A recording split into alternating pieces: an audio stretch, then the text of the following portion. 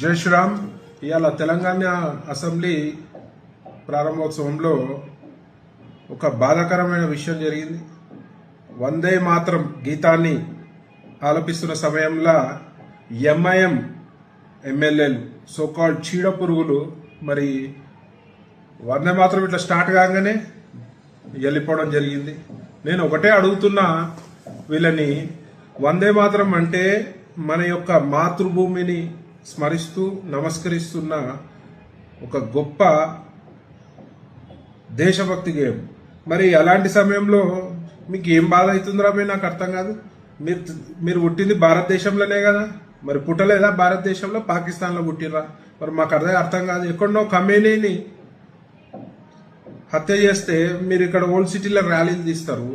మరి మీకు వాళ్ళపై ఉన్న భక్తి, ఆ దేశంపై ఉన్న శ్రద్ధ, మరి భారతదేశంలో పుట్టి భారతదేశంలో రాజకీయాలు చేస్తూ మరి ఈ దేశంపై ఎందుకు ఉండదని అడుగుతున్నా.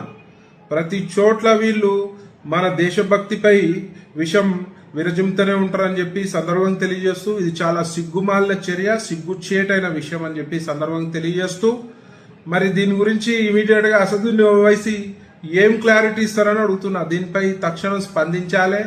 మీరు దీనిపై టోటల్ భారతదేశ ప్రజలకు అందరికి కూడా క్షమాపణ చెప్పాలని చెప్పి సందర్భం తెలియజేస్తూ, మరి ప్రజలందరూ కూడా దీన్ని గమనించాలి. ముఖ్యంగా ఇసుంటి పార్టీలని దగ్గర తీసే కాంగ్రెస్ పార్టీలు కూడా మరి దీనిపై మీరు కూడా తక్షణం స్పందించాలి. దీనిపై మీరు కూడా జవాబు చెప్పాల్సిన పరిస్థితి. ఎందుకంటే మీరు వాళ్ళు రోజు సంకలు ఎగరేసుకుంటూ తిరుగుతారు కదా, మరి దీనిపై మీ స్పందన ఏంది? మరి వాళ్ళు చేసిన చర్యపై మీరు కూడా వివరణ ఇవ్వాల్సిన పరిస్థితి ఉందని చెప్పి సందర్భం తెలియజేస్తూ మీ చికోటి.